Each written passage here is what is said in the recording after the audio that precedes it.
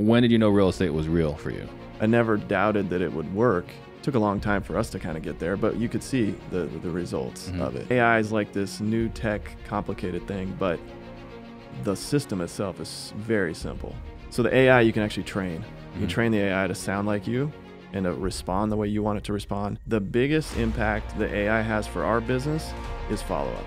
There's a lot of other uses, but follow-up is where we're all bad at it. We're bad at follow-up. It's really expensive, and it's actually where all the money is. Like, we could turn off marketing and probably live off follow-up for 6 months. Hey everybody, thank you for joining us for today's episode of Disruptors. Today we have Brad Bone with RiverX AI, and Brad drove in from Bakersfield, California to talk about how he's earning an extra $300,000 in 3 months using AI. Now guys, I'm on a mission to create 100 millionaires. The information on the show alone is enough to help you become a millionaire in the next 5 to 7 years. If you'll take consistent action, you will become one. And if you get value out of today's show, please hit that subscribe button. That way we can create more millionaires. You ready? Yeah. All right. So first question is, what was your life like right before you got into real estate? So I was working for a contracting company, like a defense contractor. We did projects throughout the Southwest on military bases. And so I started out, I got a degree in construction management and then worked for a commercial builder for a couple years, and then had an opportunity to move back home, started working for a defense contractor. So I was doing that, project management, estimating, things like that. And it was a good job. I was working a lot from home. Okay. And then traveling actually out here to Arizona sometimes, going to, well, kind of the Southwest, you know, Texas, Arizona, Nevada. Right. Yeah. Okay. Why did you get into real estate?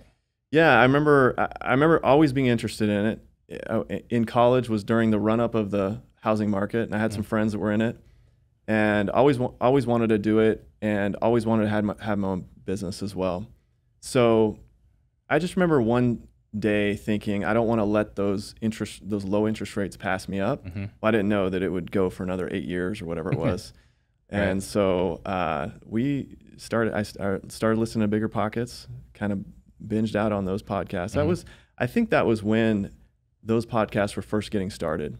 Right. I think that was some of those first Bigger Pockets podcasts. Anyway, listened to a lot of those, and then we started doing direct mail. Actually, before that, I started buying at the auction. That was in 2014 with a friend. So you're still working your full-time job? Yeah, I was kind of doing both, and partnered up with a cousin who his family had been in real estate for a long time. And so we did this arrangement where I would go to the auction with another realtor, and we would bid on deals, and the auctions were kind of going out of style at that point, though. Right. There weren't really deals left. Was this like Bakersfield, or this was in Bakersfield. Okay. Yeah. So it's Bakersfield, what's the population like?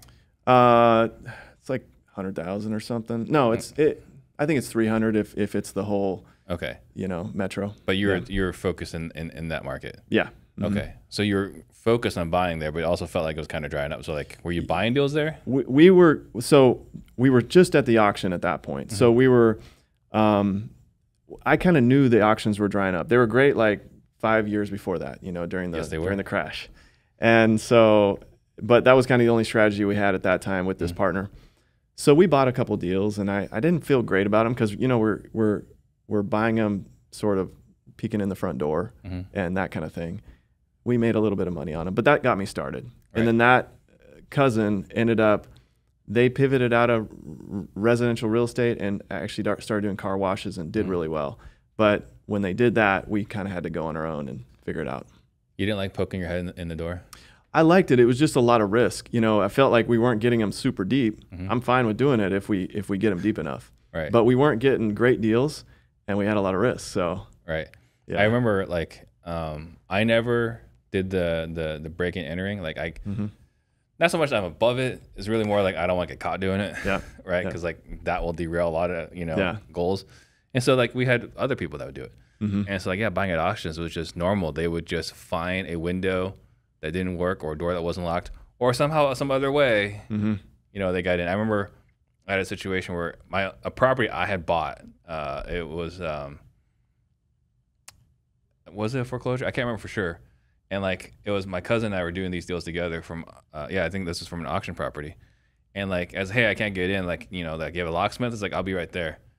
And then he picked the lock. I was like, when did you learn this skill? Yeah. He's like, well, we buy at the auctions. So that's just one of those, I guess, not spoken about skills. Yep. About guys that buy at the foreclosure sites. Yeah, we were always buying. They were often occupied. So you'd go and knock on the door. They'd open the door, and you're just trying to look over their shoulder just to see what's going on.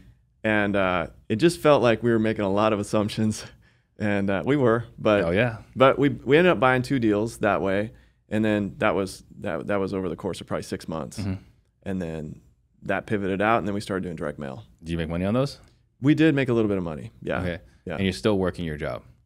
I was still working my job then, yeah. Okay, so was it like a flip? Was it Those 2 were flips, yeah. All right, so you got the people, like, were they occupied?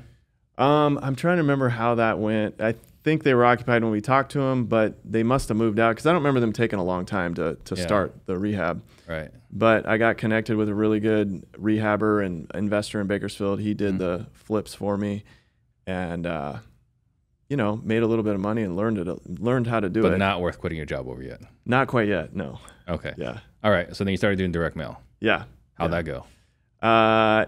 We were just trying to figure, you know, we didn't know how to talk to sellers. We didn't know anything. So now when we started doing that, that was my brother and I. We said, all right, let's do it together. And my brother and I are twins. And I remember kind of having the discussion with him of like, are we just splitting up profits by working together, or what, you know, how do we think about that? And then I just thought, well, we're either going to like make it big or, you know, crash and burn, whatever. We'll just do it together. We'll figure it out. And I'm glad we did. It's been a great partnership. So does he have the same background as you? He's got an ag business background. So we come from a agriculture family. So my dad grows pistachios. So we have a lot of pistachios. My brother's involved in that. So I went more construction, and so I've always more taken the lead on the real estate side, but Justin's been very involved in a lot of things. Yeah. What are you guys wired the same? In a lot of ways we are. I remember thinking that we were too similar back then. And then over the past 10 years, I've realized that there's things he's really good at, like the books and accounting and figuring out where the money is going and coming in. And then there's things that I'm better at. And so it's worked out to be a real good partnership. So you guys are different enough where it's complementary. Yeah, it is. Yeah. Okay. Because I don't know how that works, right? Like, are you guys identical, fraternal? We're fraternal. Okay. Yeah. So, gotcha. It's always fascinating to see like how that's going to work. So what were some of the lessons you learned being partners, business partners with your twin brother? Well, I think one thing I realized is that I remember worrying about it because, you know, you go into partnership, especially with family, it can be a problem. It can be really bad. Yeah. And the thing I realized is we've been partners since the womb. So it's like, why not just continue it? Right. You know, so I think the lessons are like we have the same core values. We have the same goals. And those are the most important. And then the rest of it, we just figure out as we go. But I don't know how exactly people partner up when they just kind of meet each other at a meetup group or whatever. I don't know how that works because there's got to be more to it. So you had this conversation like, are we just splitting everything 50-50? So what was that conversation like? I think we came to that agreement pretty quick. It was like, let's just split it down 50-50 because I think there's something about being twins. When we're twins, we've always done stuff together. So it's a lot easier. It's an unfair advantage. Yeah. Yeah. Right. So then when a difficult conversation needs to be had, is it like nipped in the bud pretty quickly, or do there things that linger? Things don't really linger. We're really good at communicating. We always have been. And we think about things a little differently. He'll look at it from a certain perspective. And over the years, you realize, the way you were actually looking at it was the right way. And I was looking at it a little differently. I think I've always been a little bit more optimistic. And he's always been a little bit more pessimistic. But that's also a result of where he sits. He sits in finance. And like he's made this comment, it's true. Finance is the last, it's the last department that's high-fiving people. Like acquisition, they're all excited. Finance is like, where's the money? Right. You know, so he's part of it is the seat he sits in. Yeah. Yeah. And it's true, right? I mean, even like we did I created a Vivid Vision, you know, earlier this year, and when I created it, I was like, well, we need to have like formal titles for everyone that sits at the company. I was like, okay, it's like, what is a CEO's like formal title? What's a CEO's formal title? And you come to learn like there's no such thing as a formal title. But one of the things for CFO is like they're basically like the other bad guy. Yeah. Right? Like the CEO could be a positive guy, it could be a negative guy, whatever. Like you're usually driving, and the COO is more like, hey, like here, you know, expectations, this and that. But the CFO is the one that says no. Yeah. More often than not. It's like, hey, can we do this? No. Like, where's the money coming from? Yeah. So he has to be the bad guy then in a lot of these situations. You're right. Yeah. All right. So then you guys started doing direct mail. How was that? How'd that go? See, you said like there wasn't a lot of coaching out there. There weren't a lot of places to learn from. Like, so how was that experience? Most business owners waste their time and money on solutions that never fix the root problems. They'll address all the symptoms due to slow revenue, and because they're only fixing the consequences, the real problem stays hidden and the cycle of wasting time and money continues. It's like having a lingering headache that won't go away despite trying every over-the-counter medicine. When in reality, you should have just gone to the doctor and had them figure out exactly what was causing the headache. And that's what's so difficult about business. You can see and feel the symptoms and yet struggle to find it. Now imagine you can find a prescription that doesn't just mask the symptoms, but actually addresses the root cause. Where would your business be if you addressed that right now? That's what our sales event is about. Your marketing doesn't suck, your leads aren't bad, and your operations aren't terrible. It's that you haven't addressed what actually makes you money in wholesale, which is the conversations you have with homeowners. It's critical that you build trust with sellers, demonstrate that you fully understand their situation, know exactly what's keeping them up at night, and paint the ideal outcome that leads them to a better future by working with you. That's what it takes to get signed contracts and keep your business going. Simply put, at our event, you'll walk away with the framework, phrases, questions, documents, and process to close more sales and buy more houses. Join the hundreds of others who have come to our live event and dramatically grown their business. Our event is happening soon and is available for you to join only if you're willing to take the pill. Like there wasn't a lot of coaching out there. There weren't a lot of places to learn from. Like, so how was that experience? We actually did a little coaching program, I remember, and learned a style of sales. We don't use it at all anymore, but it was something to work from. And we started closing some deals. I think we maybe did 5 deals the first year and 10 deals the next year and 20 deals the next year, and just kind of, but I feel like this was 2015 when we went on our own, and I went full time around that, right in there. So, but I feel like we lingered for a long time. I mean, we just were churning and just sort of getting by, but not growing a lot. We're growing a little bit, but not a lot. I mean, 5, 10, and 20, you're doubling every year. Well, yeah, but then I think we stuck at 20 for a while, and it's gotcha. Yeah. So you were saying you went full time. Did your brother also go full time around this same time? No, he didn't, because he works full time with my dad and in the farm, and he still does that. He kind of has 3 full-time jobs. He's got the ag side, he's got with us, and then he's got twins and 2 other kids, so he's got 4 kids total at home. So, yeah. So how does that work in the partnership? It's so we split it up, and we have a pretty good understanding on all that. Yeah. So he doesn't work quite as much as I do. That's adjusted in salary. So gotcha. Yeah. Okay. Yeah. So when did you know real estate was real for you? I think early on I knew it was real. I never doubted that it would work.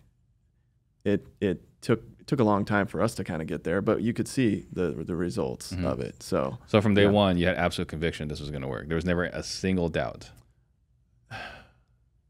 I knew it could work. I mean, there's always doubts that it works for us, but I knew it was the right business. I never doubted the actual business model and the industry. Like the industry's solid and the business model's solid. Can we make it work? You're always wondering that. Right. Because there's this like kind of like this magic moment, right? Where it's like, okay, this is real. Right? Like I know this is like I've seen other people have success. There can't be this many fakers on social media, right? Yeah. But there's still that element of like, okay, this is real. Like I am now able to quit my job. Yep. Right. So then, what were some of the early challenges in doing this? I think so. One thing is I didn't think of myself as a salesperson early on, and what I think was your degree in construction management. Yeah. and I that was a mental thing. So I didn't think of myself as a salesperson. I think people that have a sales background or maybe are naturally good at sales, they can actually get started a lot quicker because they're the sales guy and they're out there closing deals. We kind of winged it. I was doing sales, at the beginning, but I didn't feel like I was very good at it. And the truth is, was Justin going on appointments? Not as much. No, just me. The truth is, I think that was a mindset thing because over the past year, I've realized I'm probably better than I realized. And if I had shifted that mindset earlier, we probably would have done better. Yeah. So talk to me about that mindset. I think we had trouble with acquisitions for a long time, just getting really good acquisition guys in place and then knowing how to hold them accountable. And so lack of good leadership, lack of the right people in the right seats, those were the big challenges over the, those a lot, really the first 5-6 years. Right. Yeah. But before even getting to the hiring and accountability though, I'll talk about the mindset of you actually being a salesperson. Yeah. So you didn't embrace being a salesperson. No, I kind of didn't want to be a salesperson. I didn't have that. It felt like that was not I didn't want to be a sales guy, and then you kind of realize that sales doesn't have to be used car salesman guy. Right. It can be a totally different experience. And when I started to realize that, it got I embraced it more. How long did it take for you to turn that corner? It was around probably 2018 or so when I came across John Martinez. So 3 years into it. Yeah, I think so. Then you're like, oh crap. Yeah. Okay. So then was the pivot once you saw a different coaching program, or was there an experience that caused it for you? So I don't even think I embraced it then. I think I more embraced it when I started coaching our own salespeople. And then when you start coaching your own salespeople, because you realize that you know a bunch of things that they don't know, even though they have the sales profile, or I think they do, you're like, oh, well, I actually know a lot of this stuff, and that really happened maybe even in the past 18 months. There's been a big shift in my mindset on that. So then at which point did you embrace being a salesperson? Probably the past 18 months. 18 months. Yeah. So prior to then, how are you approaching those appointments? Like thinking of it as a pure numbers game and not realizing you can control it, just kind of like, I don't know, the guy didn't want to sell us the house. And so you just, that's a wrong mindset. Yeah. And it's tough because I went through the same exact journey, right? The whole part about I don't want to be a salesperson. And it took many, many years to really declare I'm a salesperson. But even though I declared it, right, I was like, I still didn't really fully embrace it. Right. Because it was still there's this idea of I'm doing this to somebody versus, I'm doing this with somebody. Yeah. So when did that switch flip in your head? That started especially with John Martinez because the early coaching we had with sales was a lot more, it was kind of looked down on the seller. And it was there was parts of it I liked because it was very much about trying to get a really deep deal. But the parts I didn't like was it just kind of had just a bad vibe towards the seller. It's almost like the seller's the enemy. John Martinez switched that around. John Martinez made it different. So the first one you took, was it a sales training program? It was more of a coaching kind of overall type thing. But it was more adversarial. Yeah, I would say with the seller. Yeah. Right. So it's me against you. Yes. Right. Yes. And now it's with John Martinez, felt like this is me and you. Yeah. Yeah. Right. Right. Yeah. So for me, the switch flipped because even though I was selling and getting people to buy houses, list the house, whatever, it wasn't until I had these homeowners basically bully me into buying their home. I was like, oh, like they want this more than I do. Oh yeah. Right. Yeah. And so once I started having people like force me to buy their homes for cash, like, oh, yeah, okay, like I'm providing a valuable service that they're demanding. Yep. Right. I don't have to convince them of anything. I just have to find the ones that really want to sell or need to sell. Yep. And then you talked about the hiring accountability. So it looks like, you know, this is a pivotal point in your career. Yeah. So what happened here? Well, I think I look back and think about why did it take us so long? Why did we flounder for years? And I think it's just leadership. And I didn't know how to hold people accountable. I didn't know how to do it, and I didn't really want to, I think. And it's like what is that Patrick Lencioni book about the 5 temptations of a CEO, I think is it. One of them is popularity over results. Yeah. And I don't think of it as I don't think of the word popularity necessarily, but it's definitely like I don't want to cause problems with a friend. And so there's that weird kind of thing you're trying to work through. And I think what happens is when you have a couple bad deals or whatever, or you have something go wrong, all of a sudden it's like things change in how you think about it. So you have a shift that happens last year. Change. Yeah, forced change. So yeah. And then you realize that actually you create better relationships with people when you're honest with them. So it's actually a better way to go anyway. Yeah. I mean, the times that I've had to have difficult conversations, like I always dreaded them, right? But after having them, it's like, it really wasn't that bad. Yeah.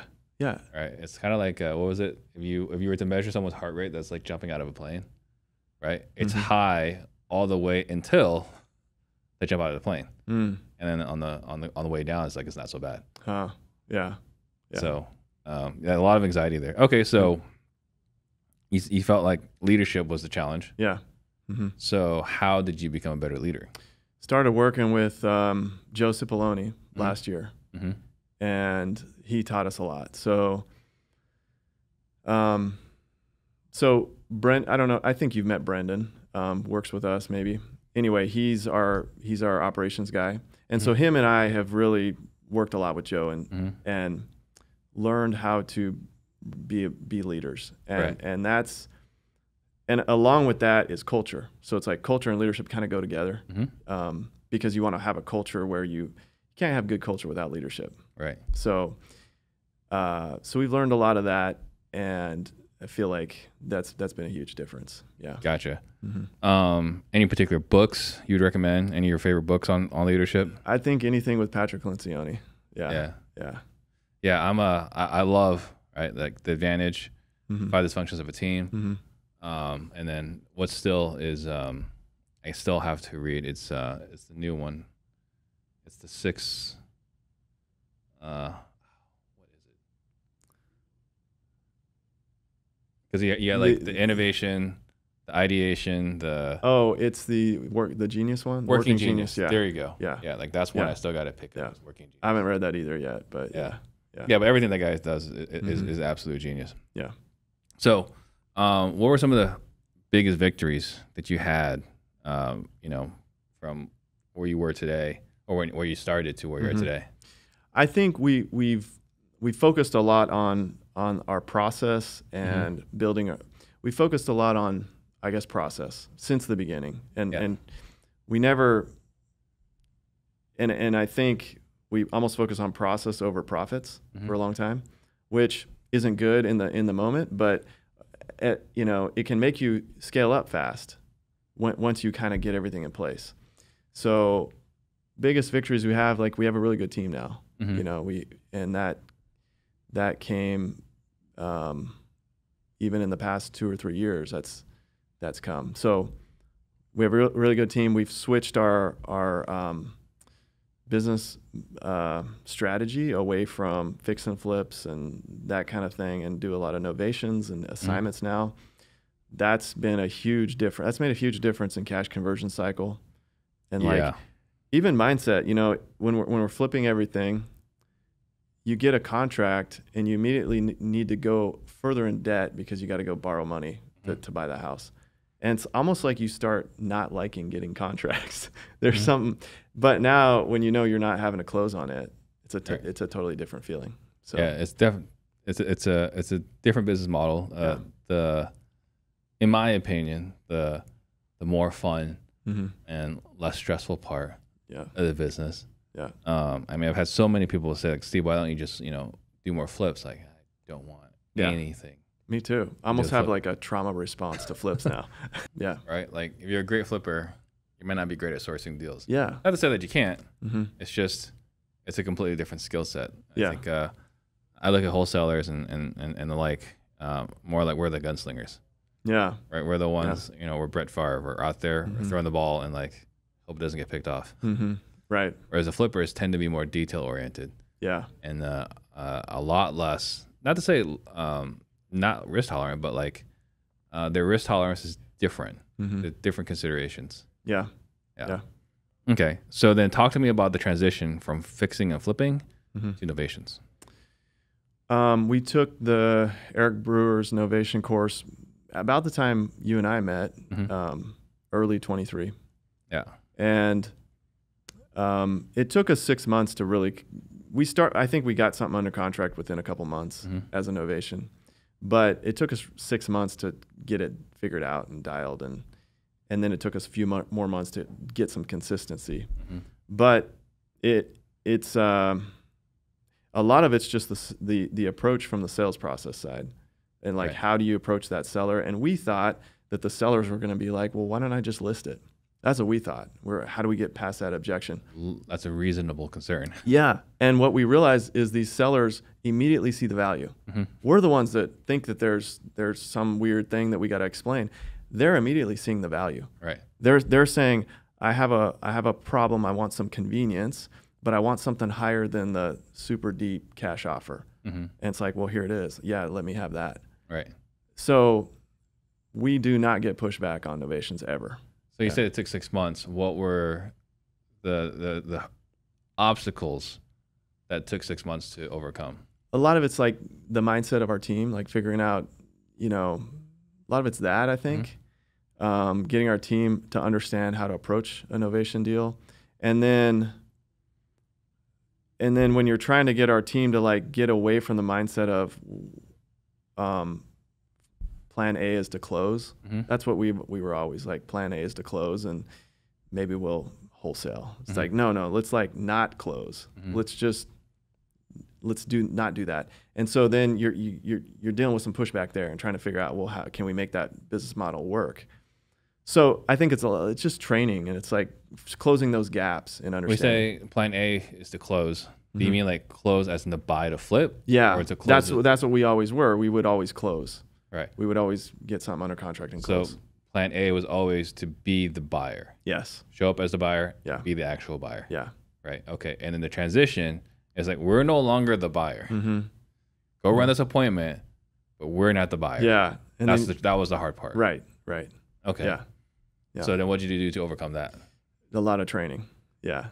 So, and we finally were able to, and I think it's also getting the right people in place. We had sometimes we'll have acquisitions people that maybe don't quite understand novations. They don't understand exactly how it works. And what I was noticing is like when someone doesn't understand how it works, they're just kind of throwing out words like, and it's like, well, you're throwing out big words and you're confusing everybody. So training on the sales process and also what exactly is innovation and what is the value we're bringing. Like all that stuff's important. Like if you don't believe it, you don't understand it, you're not gonna be able to sell it. All right. So let's pretend I'm your new sales rep.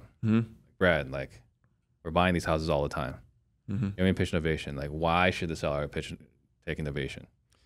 Yeah. So because if they need convenience, if they want a convenient, hassle-free, easy process, but they want something more than the cash offer, then innovation makes sense. If they've got the time to go through the process, now the question would be like, well, why don't they just list it? Well, a listing agent is not going to pay for their own commissions, and they're not going to pay for repairs that pop up, and they're not going to pay. We've had to do that where we pay for lender repairs and insurance repairs that neither the buyer or the seller were willing to do. So like we'll do it, and that's the value of innovation. Yeah. Gotcha. Yeah. So the biggest thing is somebody to actually make the repairs. Part of it's that, but part of it's just that whole process. That's just one part of the value. That I'm just thinking again, like, as I'm for the listeners right now, they're listening, right? I want you to put them in the position of like the sales rep who's like, why would I take the innovation? So I'm not looking really to more to convince the homeowner, because we're talking our position. Homeowner's convinced. Right. Homeowner's ready to go. Yeah. Right. It's us initially and our sales team after in resistance and not believing in it. Yeah. So how are you coaching them through to have the belief, because that's what it takes to sell something? Yeah. So in our sales process, we ask our homeowners and our salespeople do this. Hey, why don't you just go list the house? And they're going to tell us all the reasons why they don't want to list it. And if they don't, if they say, oh yeah, that's a good idea, it's like, well, let me refer you to some listing agents then. So they're going to tell us all the reasons they don't want to list it. So I'm telling our agents, they don't want to list it. There's something about listing it that they don't want to do. And they want a convenient, easy, hassle-free process, but they don't want the super low, deep offer. Right. So this is an option that's somewhere in between. Yeah. Gotcha. Okay. Yeah. And then, you mentioned we met a year or so ago. So we connected at Bruce Norris's event. Yeah. Right. Which was an interesting event. Yeah. Because he spoke at Collective Genius, I want to say in 22. Okay. And he was like this Nostradamus of real estate. Right. Like he can see patterns. It's kind of like that scene inside of, what was that movie where they were counting cars? Was it 21? Is that what they called it? Might have been. I don't know. Yeah. Right. But you see like Zach Galifianakis and where he's like seeing all the equations, right? Yeah. Yeah. Like that's Bruce Norris. Yeah. Right. And then we go to this event. It's like, he's nothing like the guy that was at CG who was like predicting the future. Right. Right. He didn't know. He didn't know. Yeah. I was like, this is so weird. Yeah. Right. And so, but you were at the event. You go to that event all the time? No, that was the first time I'd been there. I'd listened to it later, when he'd put it out on the podcast, but that was the first time I'd been there. Gotcha. Yeah. Okay. Yeah. So what brought you to that event? We had 22 flips in inventory coming into the 23 and market shifting. And we're like, if you live on the West Coast or anywhere near California and you don't know what to do in real estate, you figure out what Bruce Norris is doing. So that's what we. So he's the authority. To me, he was. Yeah. Well, I mean, he clearly is. It was just fascinating to see the two completely different people. Yeah. I think what his conclusion was that I got was there's a bunch of bad signs here, but there's some other things that are holding it up. And I think his conclusion that I took away was, we might just skate through this thing without too much price damage. And that's exactly what happened. Yeah. I mean, I feel like that he kind of called it again. Right. But it was still nerve-wracking. Yeah. Yeah. Yeah. Oh, I don't think we're completely out of the woods yet either. Yeah. Okay. So one of the things we were talking about a moment ago was, leadership and culture. So talk to me about the culture part of your organization. So I think one of the things we've tried to, one of the things that we've emphasized with sales, and a lot of this is from Joe Cipollone, but is being really curious. And I know you talk a lot about that too. Yeah. Being curious. And we're trying to do that throughout our whole organization. So being curious in Dispo, being curious in TC, being curious in marketing.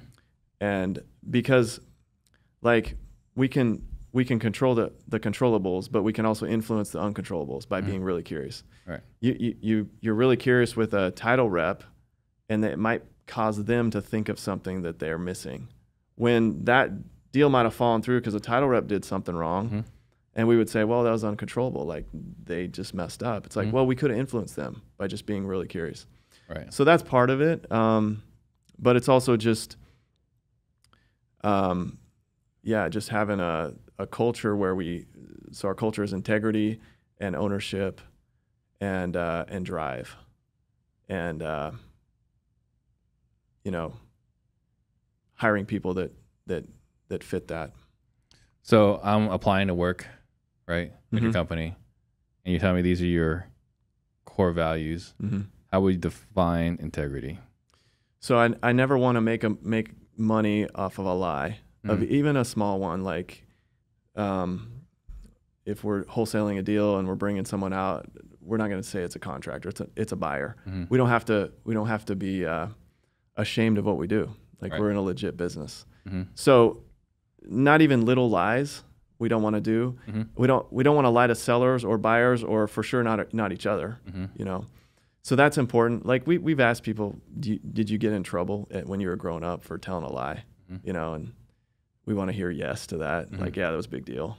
Right. So, and then ownership is more just like taking ownership of your department or whatever your role is. Like owning, not like Patrick Lencioni talks about, not compliance, but commitment. Just, and that's a kind of a complicated thing to really instill in a team, I think. So how do you instill it? I talk about it a lot is one thing. Yeah. So how would, like, if, what is an example of me being compliant but not committed? I think it's like, let's say you're a sales guy and you're supposed to get 3 deals a week, and you're kind of like, well, I went on, 15 appointments and I got 1, and the rest of them, I don't know why. I can't force a seller to say yes. And if you're saying if you're putting in your notes things like it's a numbers game, well, wait a minute. You're not owning your commitment. Your commitment is get 3, like figure it out. And you can push back and say, well, Brad, there's uncontrollables there. And that's true, but like, we all have to commit to even the things that are like, whatever our role is, and understand that there's uncontrollables, but let's just influence those and then control what's controllable. Right. So that's a kind of a deep concept, I think, that takes a while to like really grasp. But when you're Justin, the finance guy, like, he has no choice but to, like, he's got bills to pay. No one cares about his excuses. Right. So we all have to be that way. We all have to work that way. I like ownership. So we actually added that to our values list. I want to say the end of last year. It wasn't on it. But yeah, what I was finding as a business owner was like, like everyone has like their responsibilities and obligations, but some people are a little too damn flippant. Yeah. Right. It's like, like I know, but like it didn't get done. It's like, and right. So it's like, okay, now like if this is your department or this is your area, and you get done, and your response is like, it just didn't get done. Okay, well then you should go maybe find another place. Yeah. Right. Because that's just not going to work here. That's just not going to fly here. Right. Yeah. But I didn't realize that until last year. It's like, man, like that really pisses me off. Right. And then drive. Yeah, I think we don't want to be mediocre. We don't want to be like, okay, we're at this certain level and we're good. Just want to have a culture of drive, like a culture of learning and growing and trying to be better and figuring out what we did wrong, or figuring out not necessarily what we did wrong, but what could we have done better. I think it's language. Leadership is language. I think he talks about the improved play and the proof play. The proof play is, here's all the things I did, and I don't know why it went wrong, but I did all these things right.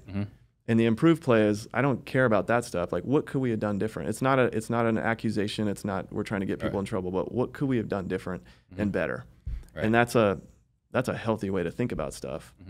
I mean, it's a lot of the ownership component as well. Yeah, it is. Yeah. Right. And I think that's huge. So, what is a violation then of the drive core value? That's a good question. I don't know if we have that like written down, but what is something I did and you found out and you're like, Steve, this is a violation of drive, you're out of here? Yeah, I think it'd be if a call comes in, like you're a sales guy, a call comes in, someone wants to, and you're like, well, it's 5:05, so I'll worry about it tomorrow. It's like, no, get the deal done. So express some urgency. Yeah, urgency. Yeah. We had I haven't formulated this out yet, right? I was gonna put some content out there about like oil rigs, right? And I was like, so bear with me, guys. Like, this is the first time I said it out loud, right? So like most salespeople, I look at them kind of like a really crappy like oil, I don't know, oil rig owner, whatever you would call it, right? Like, could you imagine if you bought some land in Texas that you knew had oil and you didn't bother surveying it and you just kind of like drilled a little bit? It's like, there's no oil here. And you just moved on. Yeah. How successful would you be as an oil guy? Yeah. Not very successful. But we have so many salespeople like, how the appointment goes. Like, they had no pain. It's like, well, how long did you dig? It's like, well, I mean, they didn't want to give me anything, so there's nothing there. Yeah. It's like, no, drive harder. Right. Drill deeper. Yeah. And find it, right? We got to really, really push for it to make sure that there's no pain. But like, I think a lot of sales guys are so uncomfortable to actually drill all the way down. They're like, there wasn't really any oil there. I'm just gonna move on. Right. Yeah. Yeah. Yeah. So then what are some of the biggest lessons you've learned in your 10 years of business? One thing that we've gotten really fanatical about in the past probably year and a half, we've feel like we've grown a lot in the past year, but one thing we've gotten fanatical about is this idea of like thinking about when you spend marketing money all the way down to when money comes in. We call that the river. We call that our river. So when you spend a dollar, and then all that happens between that and when you sell the deal and money comes in, and thinking about like all the conversions that happen from like gross leads to net leads to appointment set, appointment held, AB contract signed, and then BC contract signed, and then closing, and measuring those conversions and like just hyper focusing on each of those parts of the river. That's been a big help to us, because I think there's another thing about thinking of it as a river. And I like the analogy because what happens in my little stretch is affected by what's upstream, and what I do affects things downstream. And so it's not like silos where I do my thing, give it to you, and you do your thing. But there's a connection between that whole process.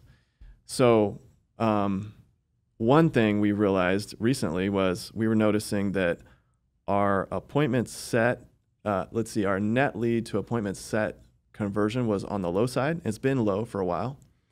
And then we noticed our conversion rate on AB contracts was high. So we're looking at that thinking, well, yeah, we're not setting enough appointments, but we're converting pretty good, so I guess we're okay. And then we started looking at that, and we're like, that's an error code. The error code is we're overqualifying. Yeah. That's the error code. And like you start noticing that, and you can start fixing that stuff quicker. Yeah. So what you're talking about the river, because when you first said river, in my head, I'm thinking crossing the river. Okay. But you're talking about upstream versus downstream. Yeah. So that makes total sense. And yeah, like when you said that, like that's immediately where my head went. Right. Yeah. We're not converting enough appointments. We're not converting enough leads into appointments per se. But man, we're crushing the appointments. Yeah. Like one thing that freaks me out is that if our guys are really good at closing. Yeah. Right. Yeah. If we're closing too many appointments, like we're not booking enough appointments. Right. We're losing money. Yeah. We're losing money. Yeah. Right. And it's weird because you would think like, oh yeah, we got killers, we got closers. Like, no, we're just not spending enough either on marketing or we don't have, we're overqualifying. Yeah. Right. Yeah. So it's fascinating. So you look at it. So you said the cash conversion cycle, you look at it like a river. Yeah. I mean, the river kind of takes into that as well, because that's flow. That's how fast it's flowing. But even if you're not thinking about cash conversion cycle, you're also thinking about the conversions from like how much water is moving from marketing down to appointment set. Like, is enough water passing through there? Or actually, marketing to gross leads. Are we getting enough gross leads for the marketing money we're spending? And then gross to net, is that conversion right? Well, that says something about the quality of our marketing. And net to set, that says something possibly about our lead management team. Right. Also might say something about our marketing quality. Yeah, we're marketing to the right people. Yeah. So measuring all those conversions, and then like how fast does it take for marketing money to go out and come back in? That's cash conversion cycle. Right. So if you get all that dialed, like that's all we're working on. That's every real estate investor is working on that. That's the whole business right there. Right. And that, you guys have heard me talk about like, real estate is just another sales and marketing business, but this goes a little bit deeper, right? This is analysis. It's that like, well, are we holding our marketing dollars accountable? But then that like the multiple stages as far as the sales systems, right? Like, is the lead manager accountable? Like, how's the lead manager doing? How's the outside sales guys, the acquisition managers doing? Yep. And then how's the dispo doing? Yeah. And then is the TC also like not blowing up the deals? Are they harassing the title company enough? Right. Or the banks enough? Yeah. Yeah. I feel like one thing I've realized is TC needs to have a little bit of drive. It can't just be a paper pusher. That person has to be getting really curious with their title rep. Yeah, that's actually we had Austin McCurdy on the show last week, and I learned something big from that one. Not to say I don't learn typically, but like for that one, I was like, oh, we want an aggressive TC, right? And then I think back, it's like, yeah, all my best TCs were aggressive. Yeah, right. Like my best TCs were regularly getting complained about. Yeah, right. I was like, oh yeah, that makes total sense when someone points it out. But we don't go to hire aggressive TCs, right? We hire TCs who we just find out later on like they're good and they're also like complained about. Yeah. So we should just hire aggressive TCs. Right. Right. So but yeah, that whole flow, and then we have sharper business solutions. They call it SIPOC, right? So I can't remember the 5 things, right? But there's I think supply, input, product, output, and then I can't remember what C is. But it's the same concept, right? Like you spend money to get leads, and what happens all the way down, so the money comes back. Yeah. And then what we're talking about, the promise of the show was that you've added an extra $300K in the last 3 months using AI. Yeah. Now, AI is fascinating with AI right now, right? There's like all these different promises. I was actually working with somebody, a smart kid, really, really smart kid. And he had like a text chat, an AI text chat for like if you text from a direct mail thing, right? Really smart kid. And I tried helping him, like talking to people, set up relationships. And everyone's like, no, AI is not it. No, this doesn't make sense. And then ChatGPT pops off. And now everyone's screaming about AI. So like, again, I feel bad for this kid because like he was ahead of the curve. It's just no one would listen to him. Right? Like this sounds risky. Now AI is gotten pretty prevalent. So talk to me about your journey in learning AI. There are 2 types of salespeople out there. There are the convincers and there are the sales professionals. For the first 9 years of my career, I was the convincer. Convincers are always out there trying to convince people to meet with them and buy from them. Their strategy is to try to push hard and never take no for an answer. And by focusing on this strategy, I spent a lot of time on cold calling, the next marketing gimmick, features and benefits, how they and their company are the best, following up until their prospect buys or dies. All of this requires time and energy. The problem isn't the model itself, it's that their approach pushes prospects away. And this is the same exact thing that happened to me before I figured out the close more sales formula. The solution? Sell customers exactly what they want to buy. That's right, I said it. We sell customers exactly what they want to buy. Because I would rather get an easy sale with a happy customer instead of a difficult sale from a customer who felt sold. No thanks. I did that before and it sucks. So here's the deal. I explain everything in the Close More Sales course. It's an 11-module course that shows you everything you need to know to close more sales. The best part, you can use this in any industry, not just real estate. So no matter what you're selling and to who you're selling to, this formula will lead to easier sales. Go to closemoresales.com/sales masterclass. One word, closemoresales.com/sales masterclass. Journey in learning AI and growing, adding AI. Yeah. So first of all, I don't really consider myself like an AI guy. Like that wasn't like, I'm not like necessarily a tech guy that was an early adopter of. The best AI guys I know are not tech guys. Yeah. Right. They learned it and applied it. Yeah. Right. It's not like software developers. Right. Okay. Well, that makes me feel better. What I noticed, actually a year ago, I remember at Collective Genius, is my first event there. In the, what is it called? The lightning round at the very end. The subject of AI came up. And no one really had, hey, is there any companies out there that are doing AI for follow-up? And there was a couple of names thrown out, but I looked them up and they didn't really work for us.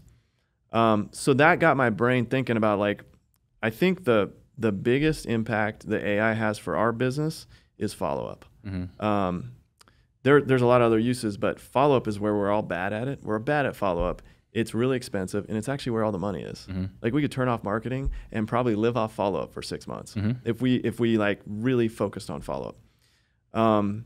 So I was trying to figure out what is the platforms out there that could do that. I looked up a couple, and then I came across WooSender. Signed up with them earlier this year, and I had a couple big questions. One of them, so WooSender, first of all, it's an AI platform that I think it's the leader in conversational AI. The Army uses it for recruiting. So, and the Army's forced to every 6 months go out and vet AI companies and see if they're getting the best deal, and they consistently go back to WooSender. So, if we're going to use AI, we want to use the best. Anyway, I signed up, start testing it with us.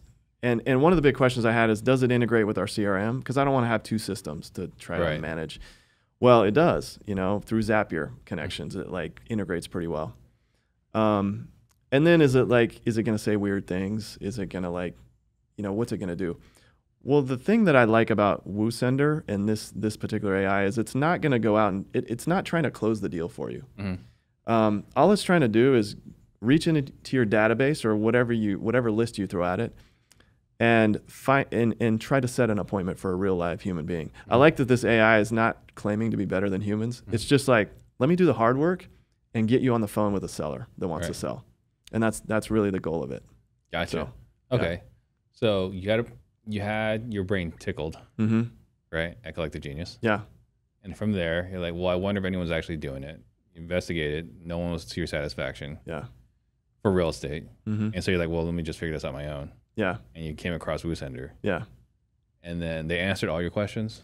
Yeah. I mean, well, partly we had to buy it and figure it out, and because they can make all kinds of promises, but until you really test it in your own business, if it actually is true. One thing that I was surprised at is AI is like this new tech complicated thing, but the system itself is very simple. It's surprisingly simple to use, Yeah. So yeah, it answered all those questions that I had.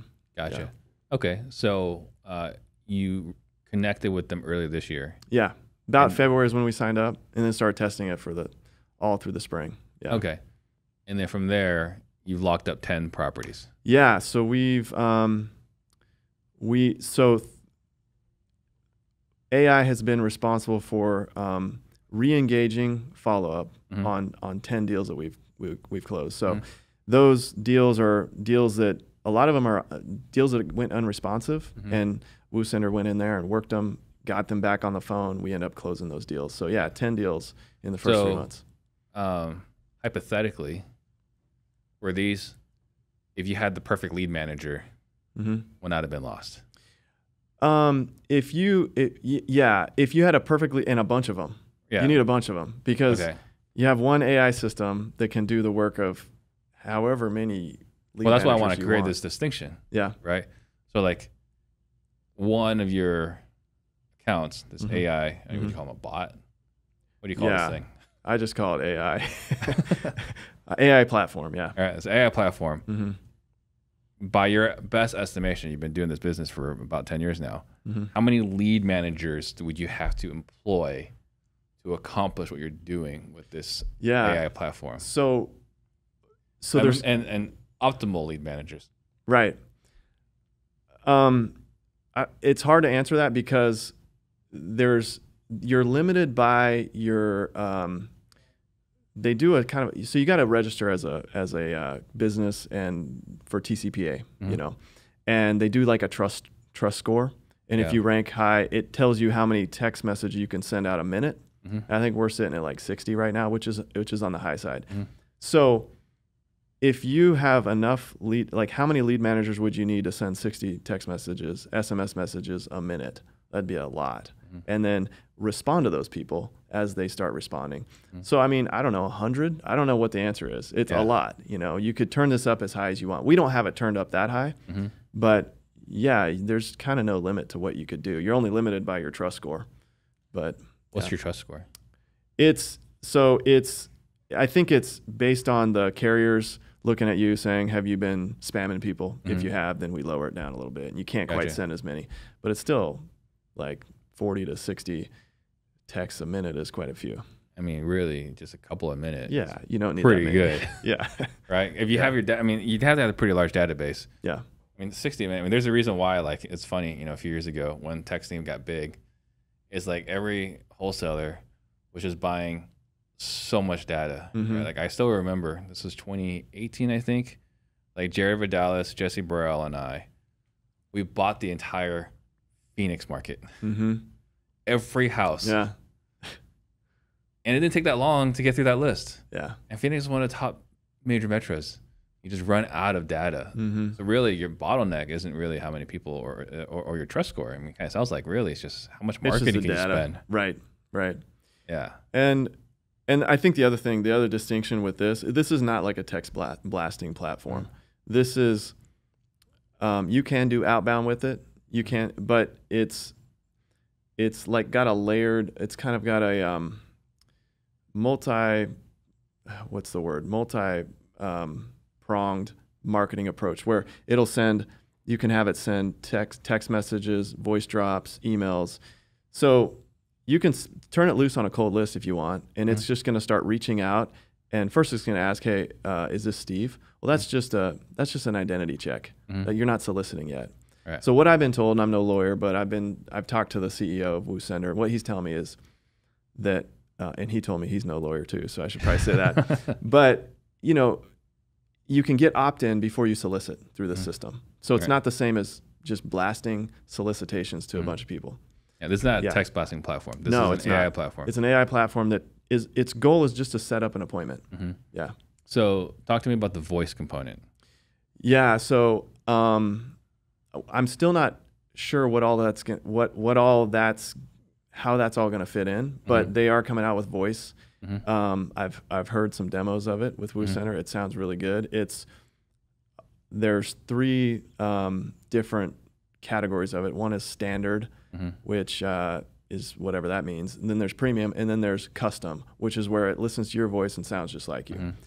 I think there's a lot of use cases where we could use it to answer calls. We could use it to do follow-up.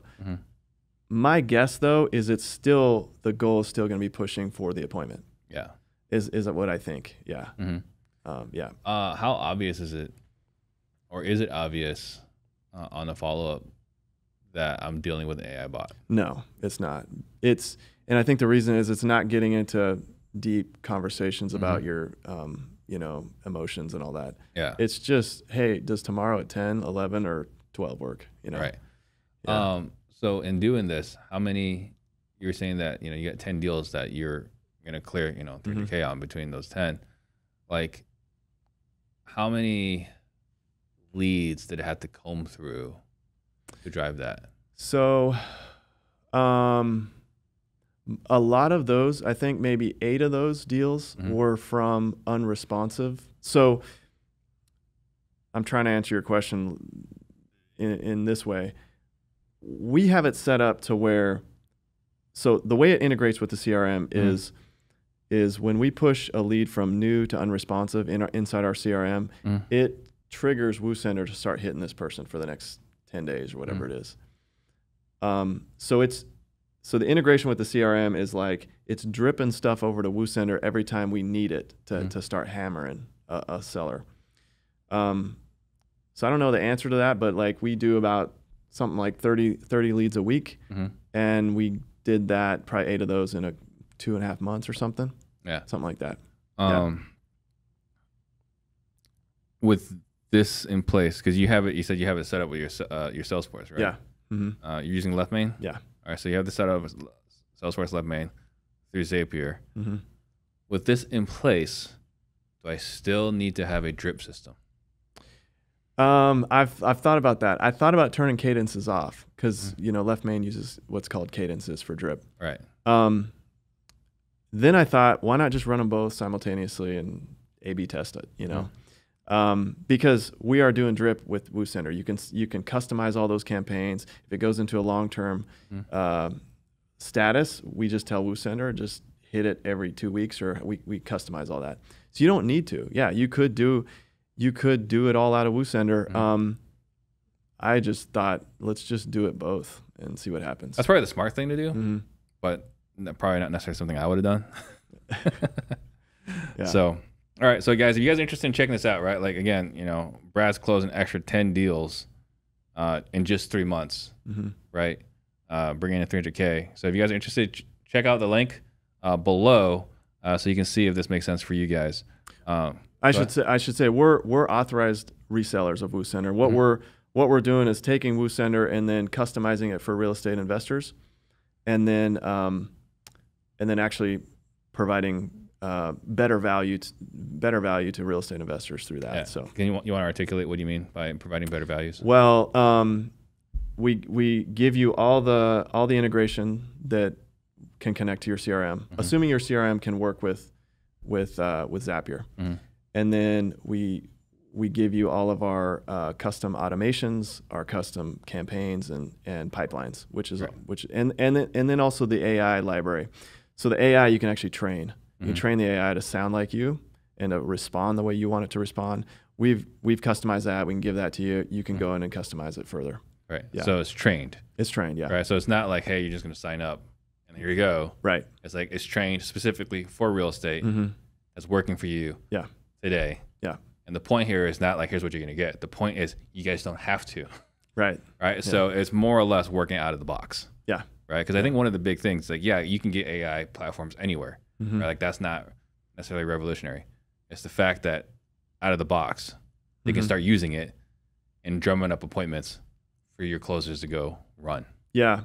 I think the other thing is this is getting a little technical with AI, but there's a lot of AI platforms that are built on ChatGPT and like large language models. This one is not built on ChatGPT. It's built on a selective language model, so it's controlled. Its job is to set an appointment. There's a bunch of home-built AI bots out there that people talk about, and they're impressive when you listen to the demos because they can have a conversation. But how is that actually going to work in a business setting? Like, what's going to happen? Are you going to make promises to me about how's that all going to work legally? It gets to be a nightmare, and actually, all the big business, they don't want anything to do with the large language models. They want the selective language models. Yeah. So WooCenter is a controlled system that is set for specific business use, which is set an appointment. Yeah. And that's the power of it. Yeah. Right. So again, just an emphasis here, it's not based off of ChatGPT, large language model. It's based off language models that's designed to get a desired outcome. Right. Which is an appointment. Right. Yeah. Don't add your different what's the word I'm looking for? We don't care about the history, right, of the world. Right. It's not. Yeah. We don't care about any political commentary. Yeah. Or beliefs. It's just like say the things that need to be said to get us an appointment. Yeah. That was a great point. I forgotten that we talked about that. Yep. All right. So like looking back right now, we've done a lot in the last few months. So what does your business look like now versus back when you first went off on your own? You spent countless weeks going back and forth with a homeowner only to lose a deal because the seller changed their mind, another wholesaler made an unreasonable offer, or what the seller needs from the sale, you just can't pay. Now imagine you've got the ultimate control on a property that you just locked up, meaning you're on title and every decision has to go through you, eliminating virtually every external threat. That's why the installment method was created. Through installment payments, you have full control of the property as your name is now on the title. Any decision the seller wants to make now has to be approved by you. No longer can they pull out equity, go with another buyer, or change their mind. Imagine combining the best of creative finance with the flexibility of marketing the property on the MLS to collect the most amount of revenue possible, all while having total control of the property. This is just the tip of the iceberg. The concept here is simple, but implementing is challenging. So visit wholesale2024.com to learn more so that you'll never have another deal blow up. Back when you first went off on your own. So yeah, when we first went off on our own, I think we did 5 deals that year. It's totally different. I had one VA that was working for me then, doing kind of the follow up and stuff like that. Now we've got a COO in place, and he's awesome. He's really good. We've got a couple acquisition guys in place now. We've got a dispo guy in place. We got a full dispo team that handles all the novations, like with listing agents and a TC. We got a great lead management team, couple lead managers. One of them's actually in Jamaica right now, riding out the storm. So I'm thinking of her, Kelly. And the other one is dealing with his son has got meningitis. He's dealing with that. So our lead managers are going through some stuff right now, but we've got a great team. We've got a really good team. I think that's a big difference. Yeah. And then the results start to show as well. All right. Yeah. And that's kind of you said earlier, process over profits. Yeah. Right. It sounds like also team. Yeah. Yeah. Yeah. And the profits come. It's just that you got to pay attention to profits too. You can't push process the whole time. Yeah. Right. Absolutely. Yeah. What would you do if money was no object? I don't know if I'd do anything different other than just continue to grow. And I think the reason our goal for being in business is to build a team that provides opportunities for our team, ourselves, our clients, our vendors. So the more we can provide opportunities, that's fulfilling. So yeah. Yeah. And what is your epic life goal? Epic life goal? I don't know. Haven't thought that far ahead. Yeah. Yeah. Do you have a purpose, something you're driving towards? I think just it's all focused on having a business that provides opportunities. So yeah. What's important about that? I think one thing we've realized is, when we first got into the business, it was all about trying to make money, and that's important. But then you realize that you're affecting people. The people we buy houses from, these are moments in their life that these are pivotal moments that they won't forget about. Like when you have to sell your house because of some big thing happening, that's a significant moment. And if we can make that experience better, then then we're winning, that's a good thing. And if we can also, so that's providing some kind of opportunity in that hardship that they're going through that makes their life a little better. And then the same thing with our team and everybody we touch. But I think it was a real big impactful thing. I don't know if several years ago, kind of realizing that we're touching people at a very impactful time in their life. Absolutely. So we got to keep that in mind.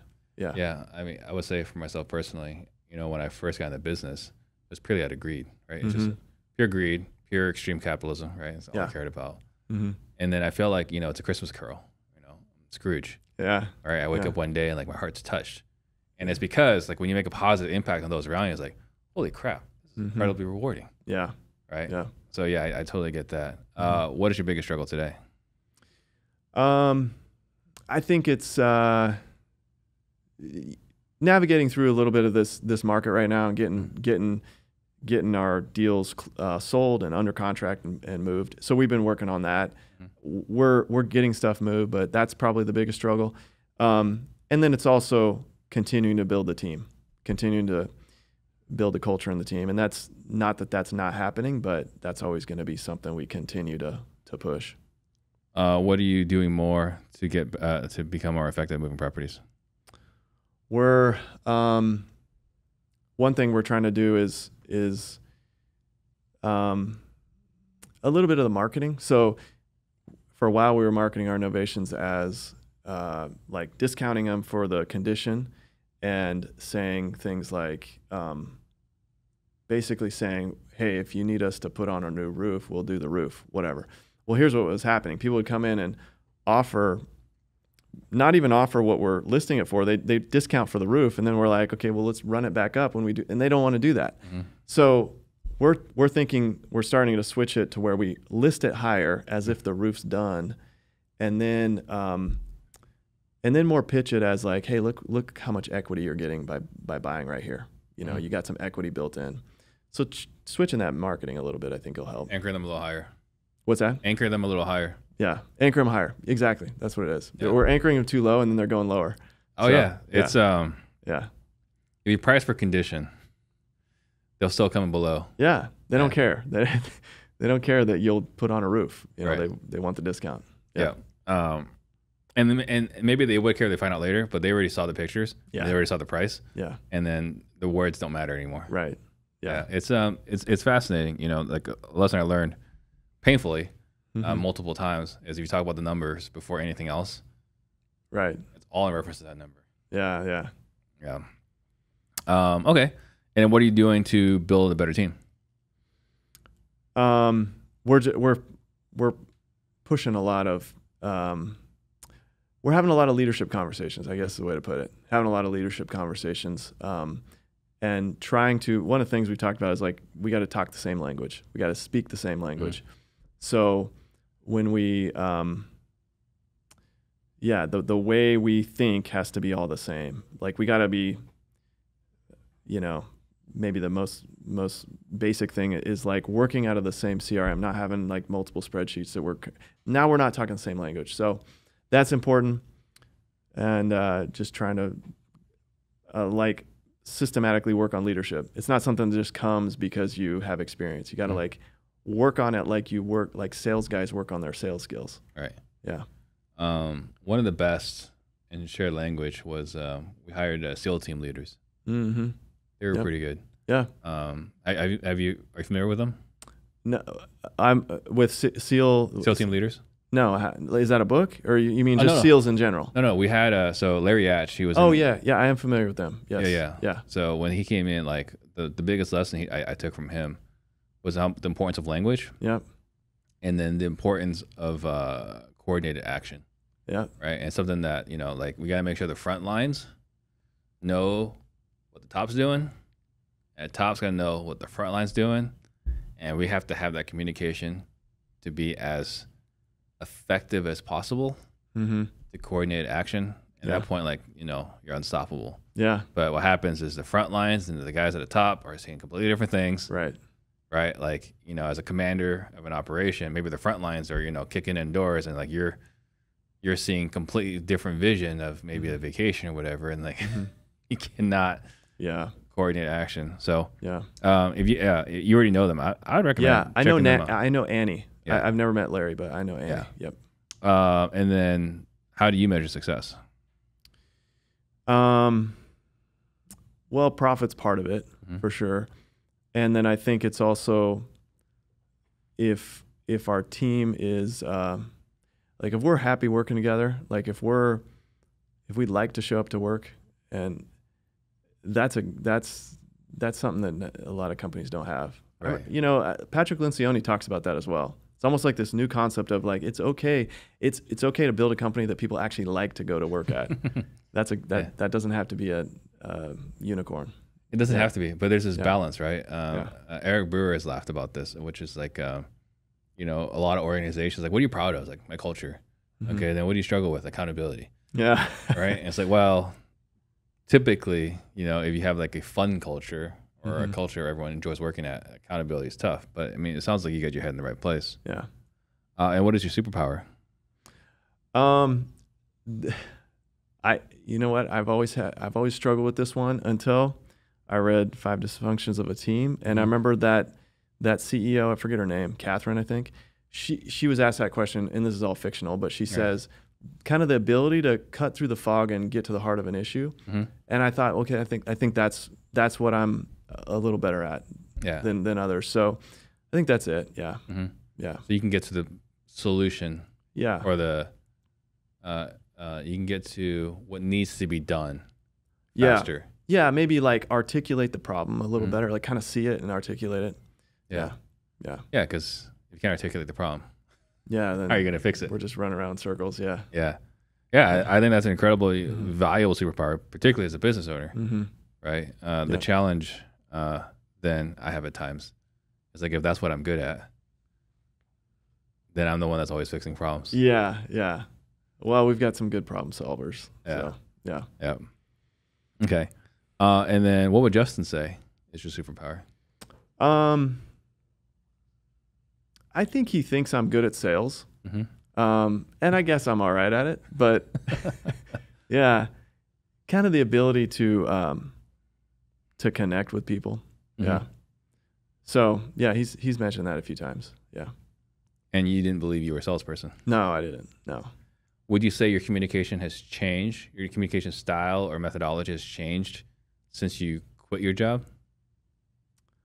Yeah, for sure. It has. Yeah. You mean 10 years ago? Yeah. Yeah.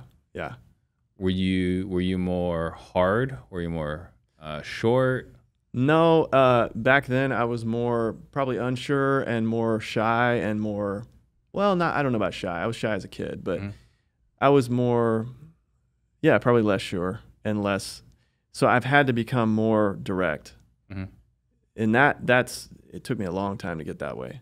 So I'm definitely more direct with people. So I was not direct 10 years ago. So that's probably the biggest thing. Yeah. Yeah. I mean, that's one of the hardest things too, right? Because like you're afraid if you offend them, they're not going to like you. Yeah. If they don't like you, you're going to lose the business. Right. And it's really not as important as we think it is. Right. Yeah. It's tough though. Yeah. It's tough. What is your biggest regret? I think it's maybe not having personal growth fast enough. Like I think we probably could have avoided a lot of problems if I had grown as a leader faster, you know? Yeah. I know that for sure. But yeah, but at the same time, you kind of, you also look at it like life is just a process. And so you learn as you go, and it's okay to have some failures. That's good because it builds some character. Yeah. What's your biggest failure? I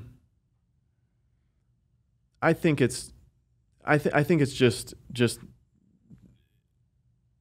kind of floundering through business for a long time until we started to figure it out in the past couple of years. Yeah. Yeah. You hired a coach though from the get-go. So you saw the value in personal development. Yeah.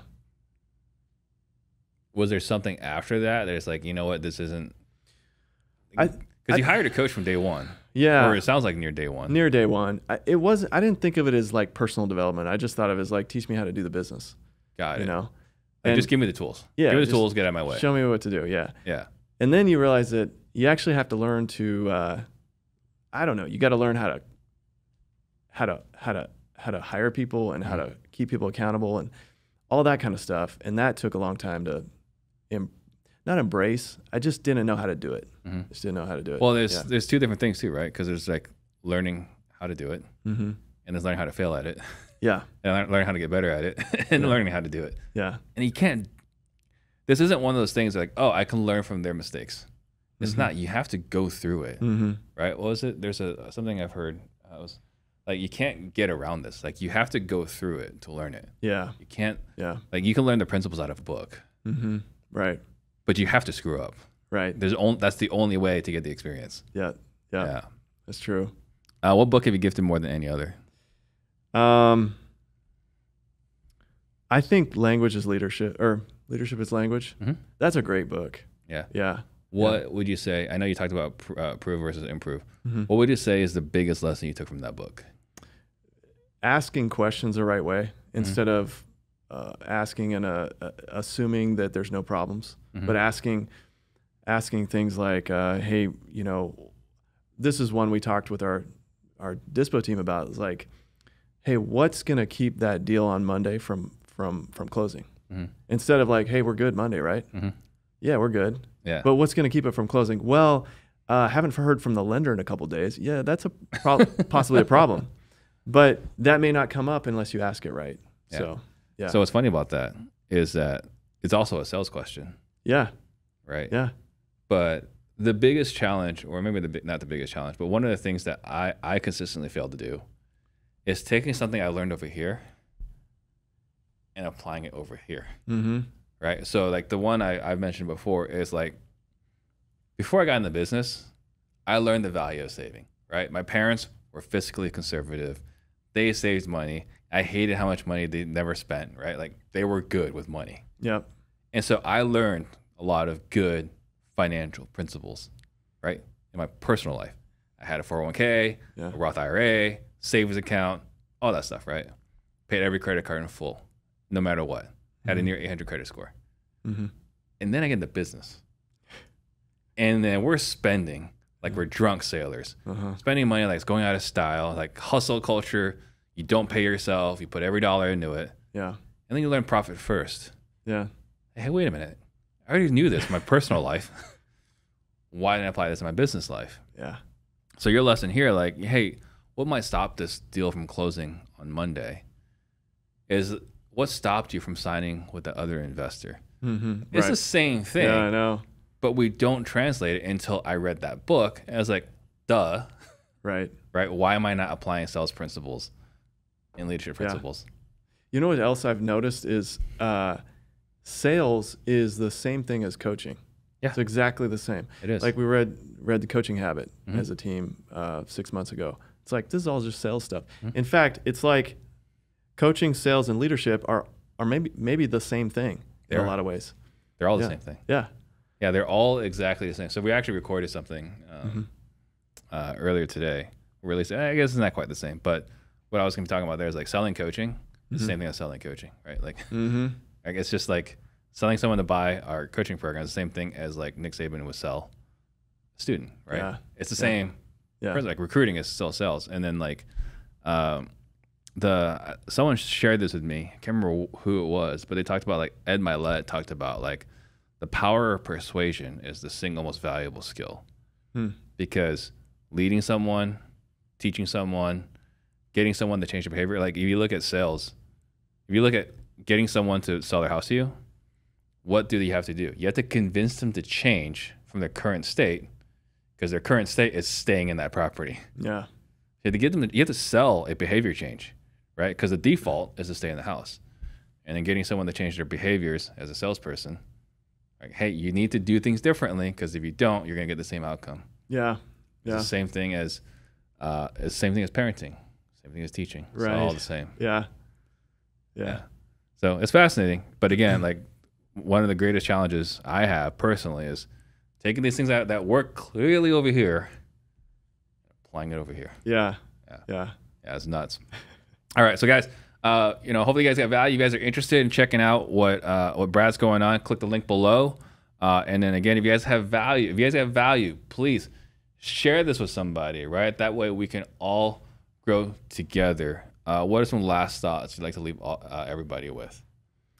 I think just continue to grow and don't be too hard on yourself as you go through challenges. And I think every step, even if there's challenges, you can grow on that. And even if there are huge problems, you got a good story. So it all moves towards a good outcome. I'm going to challenge you a little bit here, because I feel like you beat yourself up a lot on today's show.